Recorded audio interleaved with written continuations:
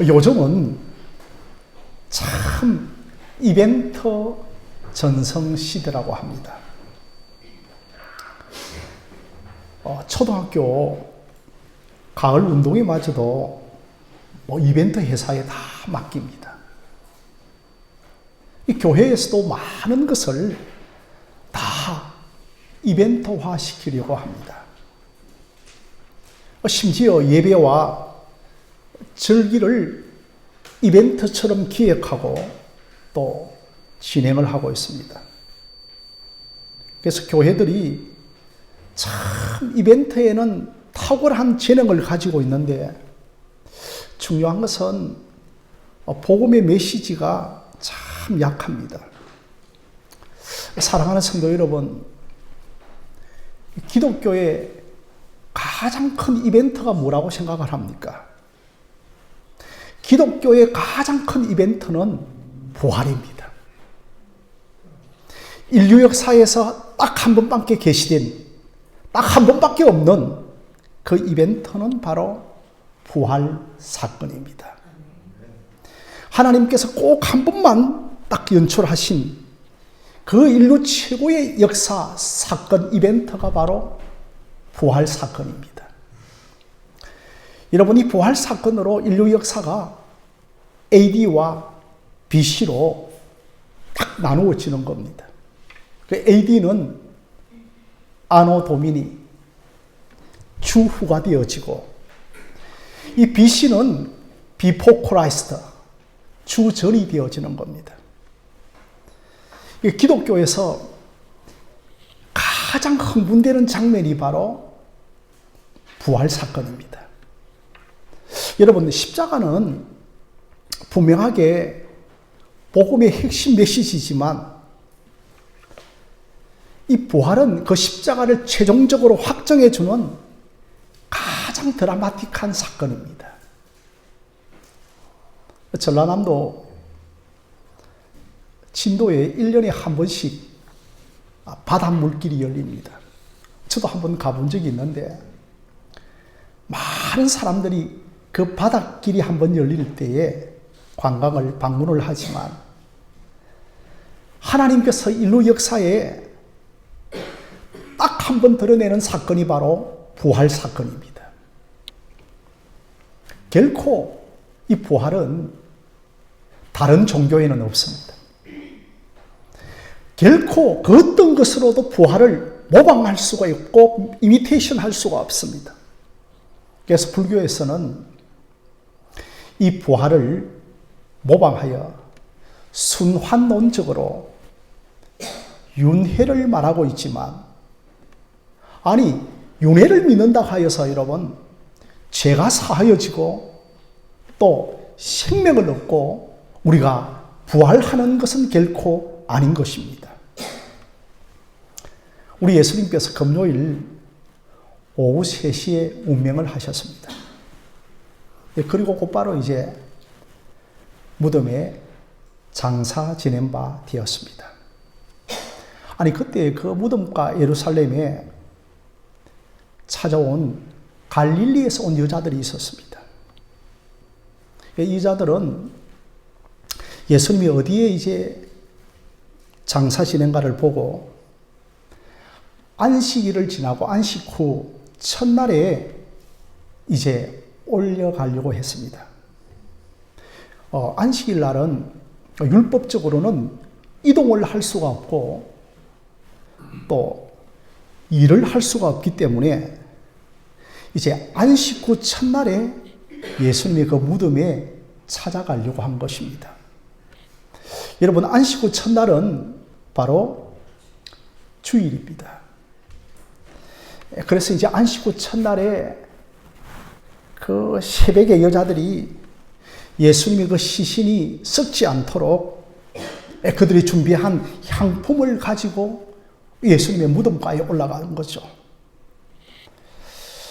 그래서 이제 여인들이 올라가면서도 무덤을 막고 있는 큰 돌을 어떻게 옮길 것인가 걱정을 하면서 그 무덤에 올라간 겁니다.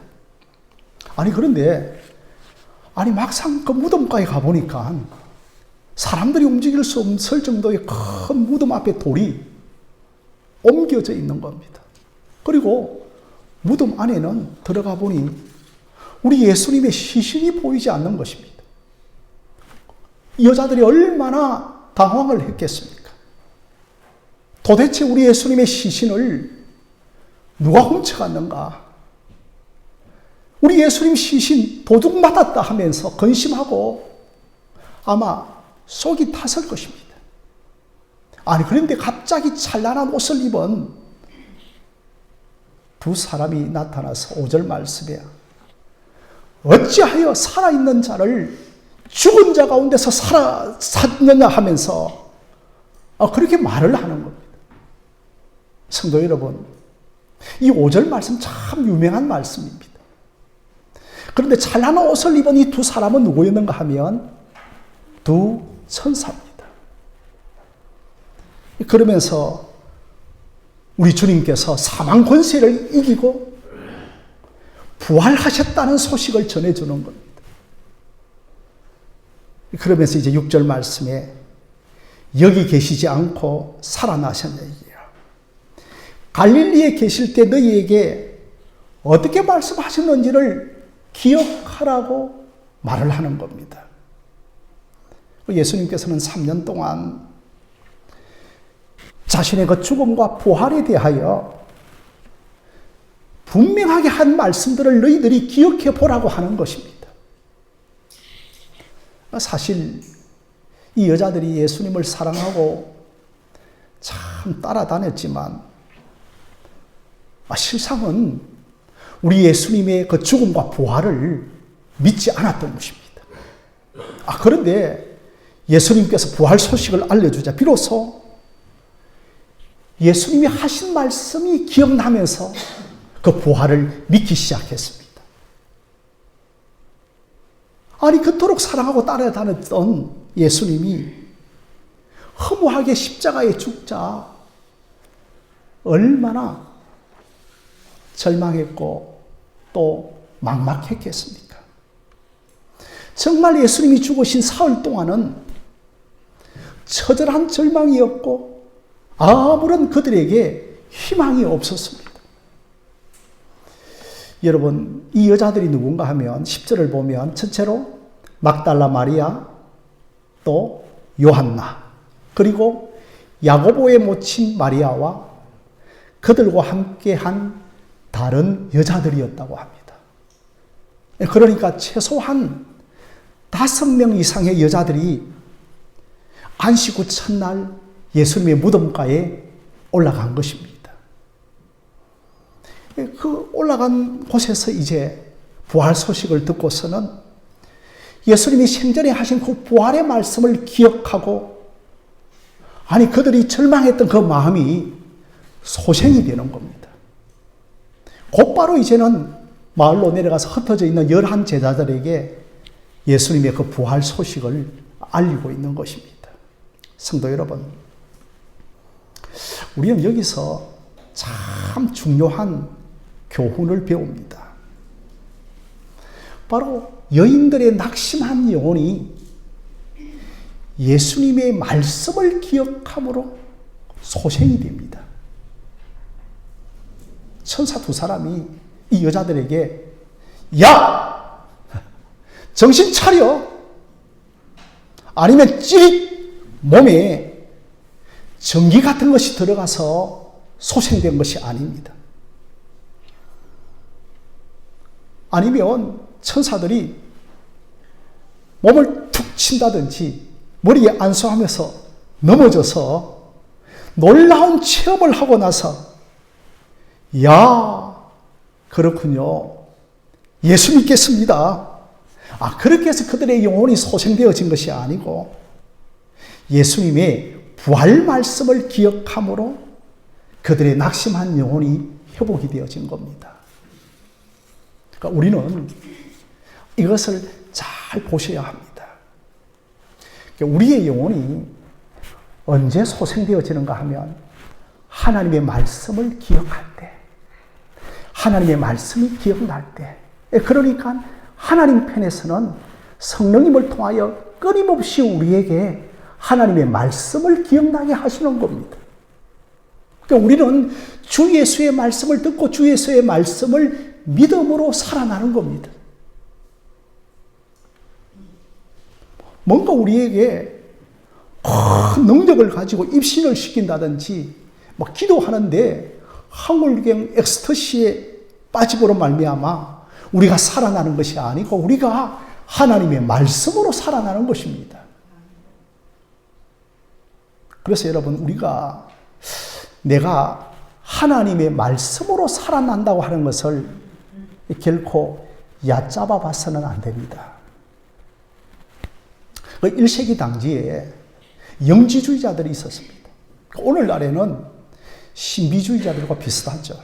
그래서 당시에 그들은 우리가 특별한 체험을 해야만 소생된다라고 했습니다. 그런데 빈무덤에서 만났던 두 천사가 이 여인들에게 다른 말을 하지 않습니다. 너희들 예수님이 하셨던 말씀을 기억하라고 하는 것입니다. 너희들 평소에 예수님께서 그 부활의 말씀을 하셨던 그것을 기억하라는 것입니다. 우리 주님께서는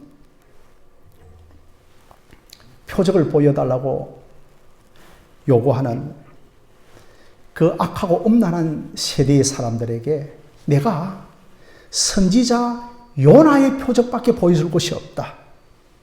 그렇게 말씀하신 적이 있습니다. 그것은 뭐냐 하면 우리 예수님께서 사흘 동안 땅속에 계실 것을 말씀을 하신 것이고 부활을 말씀하신 것입니다. 그러면서 우리 예수님께서 저 성전을 헐라 내가 사흘 만에 일으키겠다고 말씀을 또 하셨습니다. 이것은 뭐냐 하면 성전된 자기 육체를 가리켜 하신 말씀이었습니다.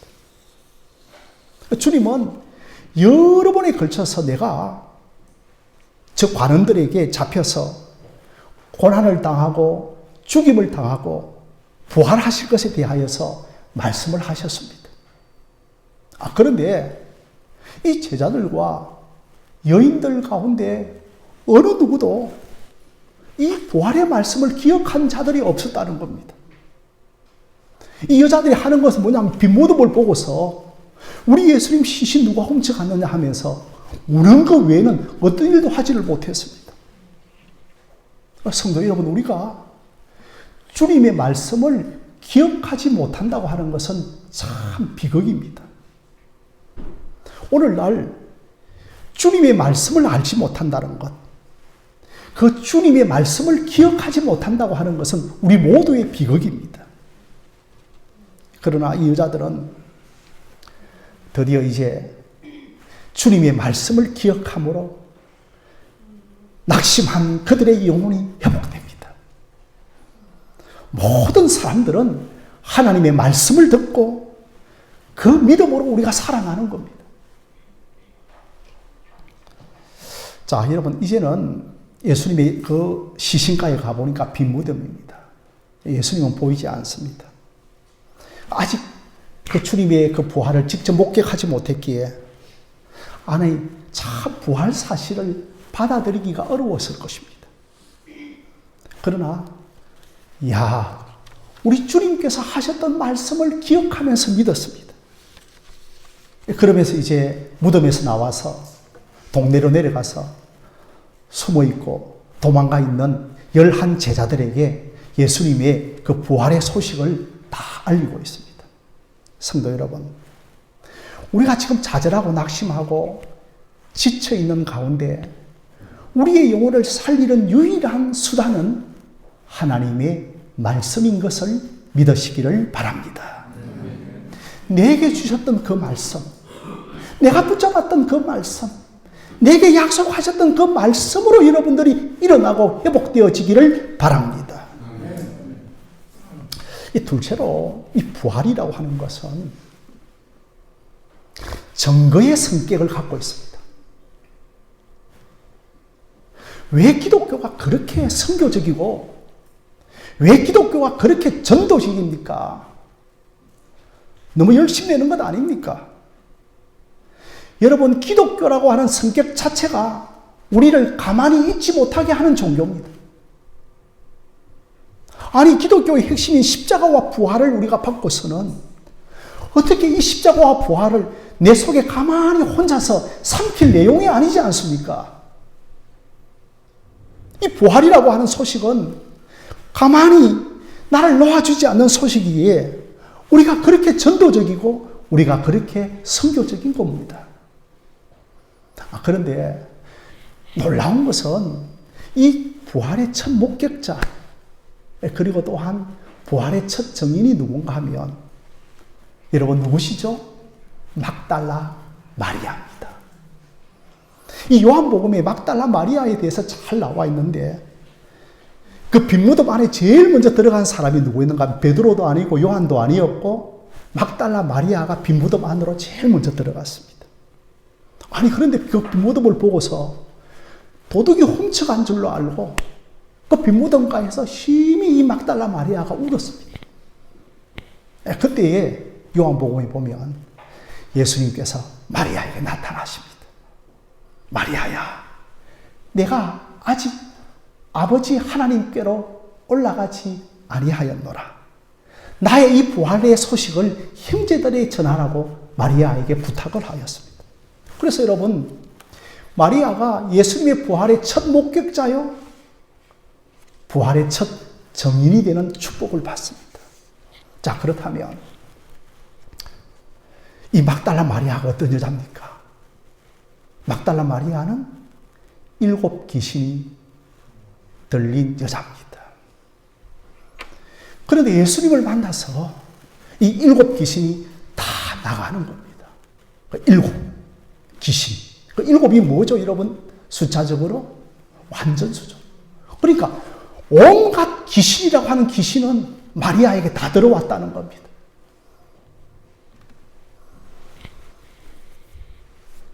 그러다 보니까 그 귀신을 통하여서 뭐 갖가지의 육체적이고 정신적인 질병을 앓고 있었을 것입니다. 그런데 우리 주님을 만나고 귀신이 쫓겨나가고 그 영혼이 거듭나고 그가 전인적인 치유와 회복을 경험하면서 참 그의 주 안에서의 자아상이 회복되어지고 그리고 또한 낮아진 그의 영적 자존감이 세워지기를 시작하는 것.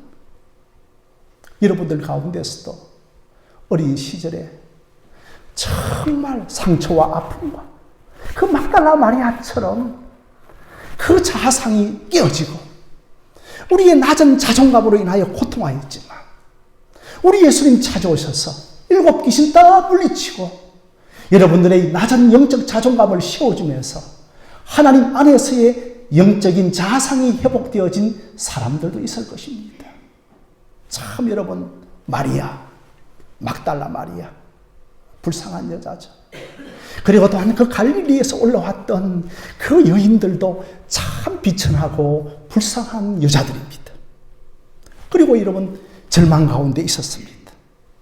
그래서 그들이 준비한 것은 뭐냐 하면 예수님의 시신에 바르기 위하여서 한 품을 준비하였습니다. 사랑하는 성도 여러분, 우리가 아무리 절망스럽다 할지라도 우리의 남아있는 한 품을 예수님 위하여서 준비하시기를 바랍니다. 우리 주님을 위하여 여러분 버리지 말고 여러분 낭비하지 말고 우리는 예수님을 위하여서 한 품을 가지고 있어야 하는 겁니다. 이 고린도전서 15장은 이 부활장이라고 합니다. 고린도전서 15장에 부활에 대해서 사도 바울이 얼마나 상세하게 설명하고 있는지 모릅니다. 그래서 이 고린도전서 15장에 부활의 증인들이 많이 나옵니다. 제일 먼저 게바에게 보이시고 또 그 자리에 없었던 일주일 뒤에 도마에게 나타나셔서 보이시고 그리고 야고보에게도 보이시고 심지어 예수님께서 40일 동안 부활하여 이 땅에 머무는 동안에 500여 형제들에게도 보이시고 그리고 마지막 승천하실 때는 많은 사람들이 보인 가운데서 하늘로 올리고 왔습니다. 그리고 또한 중요한 것은 정확하게 27년이 지나서 다메섹 도상에 예수를 잡으러 올라가고 있었던 사도 바울에게도 바로 부활하신 예수님이 나타나신 것입니다. 여러분, 이렇게 40일 동안 있으면서 부활하신 예수님이 여러 사람들에게 나타나신 것은 뭐냐 하면 우리에게 믿음을 갖게 하기 위함이었습니다. 드디어 오순절 날 성령이 탁 강림하시면서 얘들아, 너희의 힘으로 믿는 것이 아니라 이제는 성령의 힘으로 믿는 것이라고 알려주신 것입니다. 사랑하는 성도 여러분, 부활의 계시를 믿는 저와 여러분들이 되어지시기를 바랍니다. 그 하나님의 말씀을 기억함으로 우리의 영혼이 소생되어지고 회복되어지기를 바랍니다. 기독교는 말씀을 믿는 것이 중심입니다. 부활의 말씀을 기억하라. 부활의 말씀을 믿어라. 그래서 그 부활의 말씀, 하나님의 말씀을 믿었던 사도 바울은 감옥 안에 있었어도 보라! 이 감옥에서도 하나님이 나와 함께 하시는도다라고 그렇게 놀랍게 믿음의 고백을 하였던 것입니다. 하여튼 이 막달라 마리아가 제자들도 있었습니다. 그 5 여자들도 있었는데 제일 먼저 예수님의 부활을 목격하고 정인이 됩니다. 그래서 그 무덤가에서 이제 손살같이 내려와서 정말 이 부활의 소식을 알려줍니다. 7 귀신이 들어갔으니까 귀신이 얼마나 그에게 들락날락 했겠습니까? 그런데 주님을 만나서 이제는 그 영혼이 거듭나고 온전히 회복되어져서 예수님의 부활 소식을 전하는 마리아가 됩니다. 여러분, 복음의 제1장은 뭐냐면 부활입니다. 예수님이 십자가에서 나를 위하여 죽으셨다고 하는 십자가의 소식도 중요하지만 예수님은 나의 영원한 생명을 위하여 십자가에서 다시 살아나셨다고 하는 이 부활의 소식도 우리에게 있어야 하는 것입니다. 그런데 이 부활의 소식을 누구에게 맡기는가 하면 막달라 마리아에게 맡깁니다. 신분이 높다고 맡긴 것이 아니고 목사에게 맡긴 것이 아니고 장로에게 맡긴 것이 아닙니다. 정말 이 부활의 권능을, 정말 이 부활의 소식을 가장 낮은 자, 가장 천한 곳에서 예통하며 눈물 흘리며 하나님 앞에 내가 어찌할 바를 몰라 그렇게 예통하는 사람들에게 이 부활의 소식을 알려주고 있는 것입니다. 가장 버림받고 7 귀신이 들어가서 정말 저 여인 쓸데없다고 그런 여인에게 부활의 권능이 임하는 겁니다. 오늘 저와 여러분들에게도 부활의 권능이 임하기를 주님의 이름으로 기도합니다. 부활의 생명이 임하기를 바랍니다. 부활의 권능을 받으셔야 하는 것입니다. 저는 요즘에 빛에 대하여 참 관심이 많습니다. 아니, 수억만 강년에 있는 빛이 우리 앞에까지 옵니다. 아니, 이 빛이 얼마나 멀리 가는지 모릅니다. 그리고 여러분, 이 빛은 끊임없이 들어가는 겁니다. 조그마한 구멍이 하나 있다 할지라도 그 빛은 그 구멍을 통하여 흑암 안으로 빛이 들어가는 겁니다. 그 수만리를 거쳐서 빛이 그 조그마한 구멍 안으로 막달라 마리아에게 빛이 들어간 겁니다. 부활 생명이 들어간 겁니다. 부활의 권능이 들어간 겁니다. 그리하여 자기네 자신의 인생을 예수님의 부활에 맡기기를 시작한 겁니다. 그러니 그 여인을 하나님께서 사용하기를 시작하는 겁니다. 저와 여러분들이 이 부활의 권능을 덧입기를 바랍니다. 원래 구약의 이스라엘 백성들은 이제 이 증거, 정의를 채택할 때에 레위기를 본다든지 출애굽기를 보면 늘 두 사람 이상의 증인이 있을 때에 그것을 증거로 채택하고 또한 인용하고 또 법적인 효력이 있었습니다. 그런데 여러분, 죄송하지만 좀 이해하고 들으셔야 될 것은 뭐냐 하면 여인들의 증거는 채택을 하지 않았습니다. 여인들의 증거는 아무리 그 증거가 신빙성이 있고 사실적이라 하더라도 2명, 3명, 5명이라 할지라도 여인들의 증거는 받아들이지 않았습니다. 여인들의 증거를 인정해 주지 않았죠. 그래서 여인들의 증거는 다 별로다 이렇게 한 겁니다. 그런데 오늘 우리 주님께서는 막달라 마리아의 증거를 채택해 주십니다.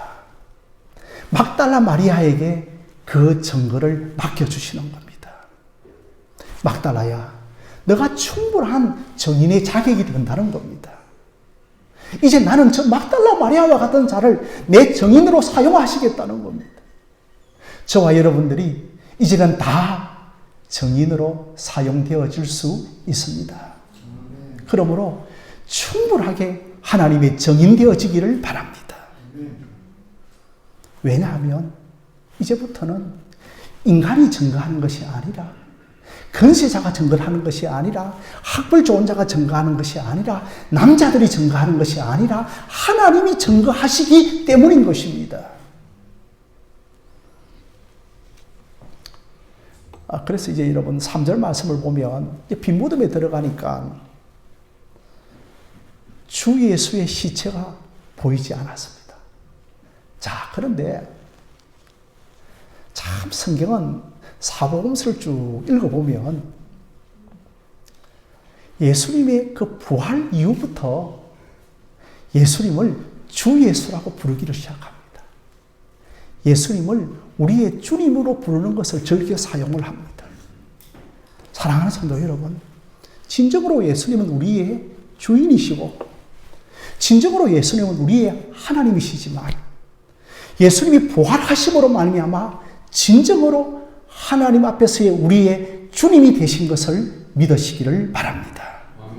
그러므로 우리 예수님의 죽음은 사적으로, 개인적으로, 비밀적으로 버려진 죽음이 아니라 공적으로 주님이 인정하시고 공적으로 우리 주님께서 살려주신 주가 되신 죽음이었다는 것입니다.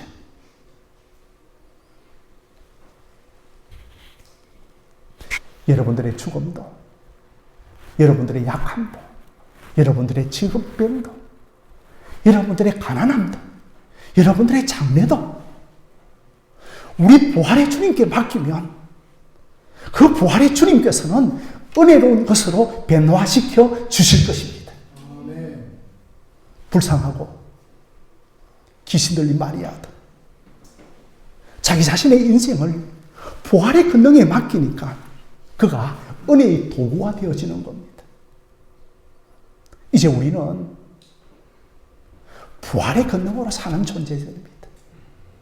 예수님 부활하신 이후에 부활 소식도 듣지 못하고 어떤 제자들인지 모르지만 자기의 고향 엠마오로 내려가는 두 제자가 있었습니다. 예수님 옆에 계셔서 구약 성경의 모든 것이 나를 가리켜서 하시는 말씀이라고 누누이 가르쳐 주는데도 그제서야 그 가르쳐 주고 계시는 그분이 예수님이신 줄 모르는데 한 가지 딱 깨닫는 것이 뭐냐면 그때 그분이 말씀을 하실 때에 우리의 가슴이 뜨겁지 아니하더냐라고 했습니다. 여러분, 하나님의 말씀이 여러분들에게 증거되어질 때 가슴이 뜨거워지기를 바랍니다. 심령이 뜨거워지기를 바랍니다. 그래서 가슴이 뜨거워진다고 하는 이 말씀은 뭐냐 하면 이제 우리는 하나님의 은혜로 살아가는 존재들이라는 겁니다. 부활의 권능으로 살아가는 존재들이라는 겁니다. 부활의 생명으로 살아가는 존재들이라는 것입니다. 부활의 맡김에 살아가는 사람들이라는 것입니다. 여러분들이 집에 돌아가셔서 부활장인 고린도전서 15장 너무 읽으시기 바랍니다. 그런데 여러분 고린도전서 15장 그 42절 43절을 보면 죽은 자의 부활도 이와 같으니 우리가 썩을 것을 심고 썩지 아니할 것으로 부활하고 또 욕된 것으로 심고 영광스러운 것으로 부활하게 되어지고 우리가 약한 것을 심을 때에 강한 것으로 다시 부활하게 되어진다는 겁니다. 여러분, 부활의 권능에, 부활의 생명에, 부활의 주님께 여러분들을 맡기시기를 바랍니다. 그럴 때 내 썩을 육체가, 내 약하여지는 육체가, 내 약한 질병이 다시 강한 것으로 부활되어지고 내 마음의 상처가, 내 마음의 치욕스러운 것이 내가 하나님의 일하러 땅에 떨어져 죽을 때에 그것이 30배, 60배, 100배의 열매로 부활되어지는 역사들이 여러분의 삶 속에 나타날 줄로 믿습니다.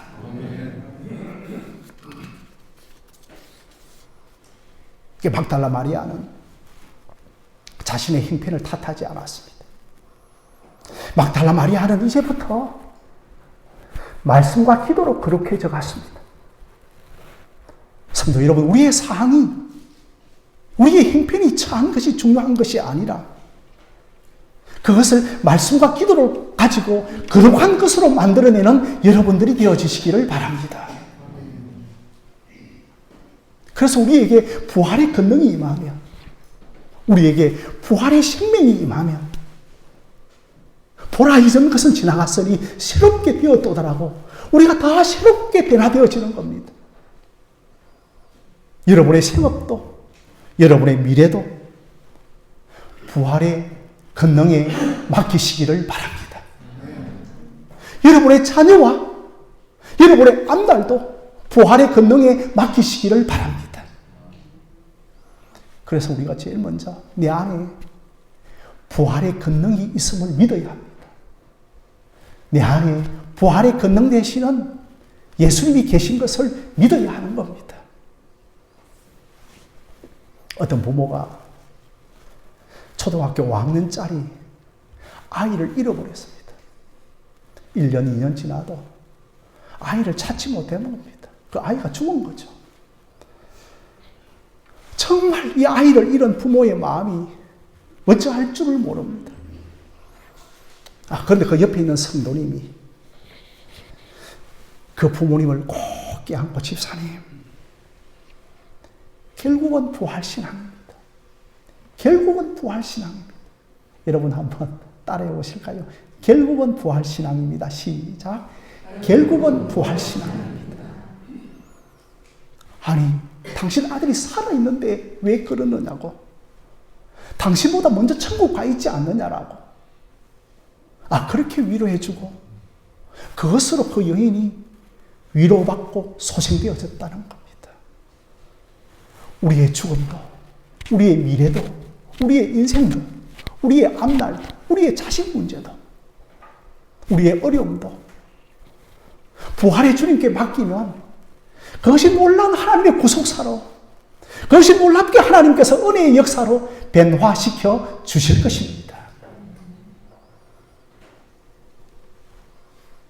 매사에 여러분들에게 주님께서 부활의 권능을 허락해 주시기를 기도합니다.